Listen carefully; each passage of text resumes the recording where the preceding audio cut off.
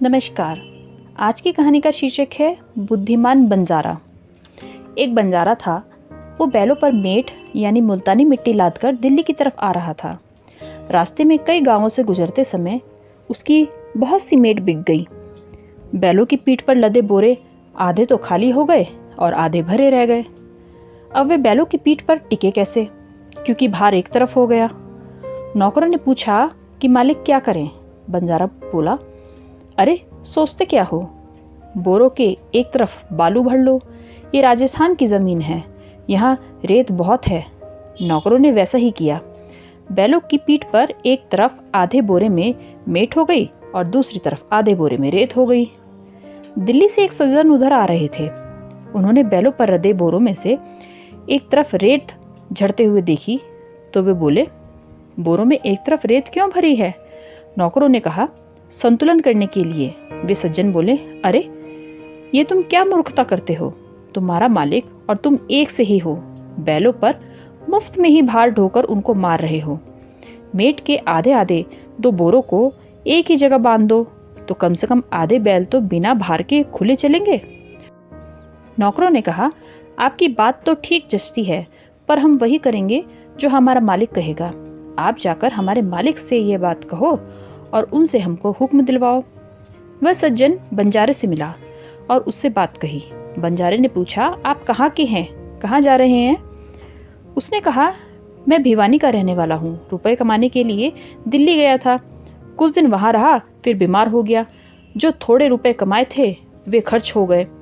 व्यापार में घाटा लग गया। पास में कुछ रहा नहीं तो विचार किया कि चलो अब घर चलना चाहिए। उसकी बात सुनकर बंजारा नौकरों से बोला कि इनकी सम्मति मत लो, अपने जैसे चलते हैं वैसे ही चलो। इनकी बुद्धि तो अच्छी दिखती है पर उसका नतीजा ठीक नहीं निकलता। अगर ठीक निकलता तो ये आज धनवान होते। हमारी बुद्धि भले ही ठीक ना दिखे पर उसका नतीजा ठीक होता है। मैंने कभी अपने काम में घाटा नहीं खाया। बंजारा अपने बैलों को लेकर दिल्ली पहुंचा। वहां उसने जमीन खरीदकर मेट और रेत दोनों का अलग अलग ढेर लगा दिया और नौकरों से कहा कि बैलों को जंगलों में ले जाओ और जहां चारा पानी हो वहां उनको रखो। यहाँ उनको चारा खिलाएंगे तो नफा कैसे कमाएंगे? मेट बिकनी शुरू हो गई।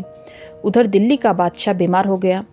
वैद्य ने सलाह दी कि अगर बादशाह राजस्थान के रेत के टीले पर रहें तो उनका शरीर ठीक हो सकता है।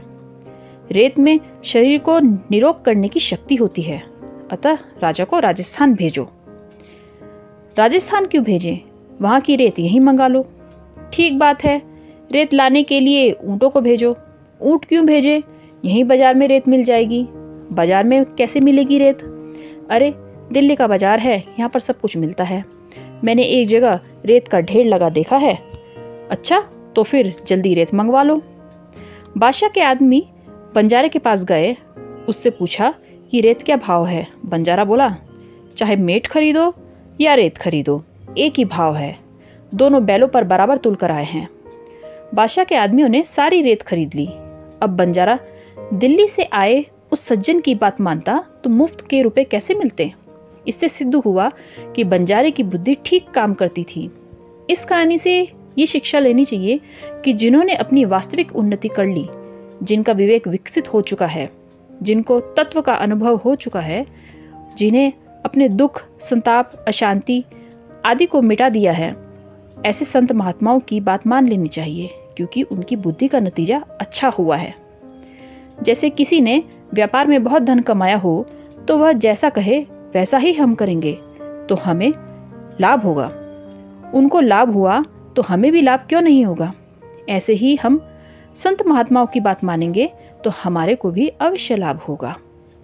आपको ये कहानी कैसी लगी? कमेंट बॉक्स में ज़रूर बताएं और आप ये कहानी कहाँ से सुन रहे हैं उस जगह का भी नाम ज़रूर लिखें और चैनल को सब्सक्राइब करें। Thank you.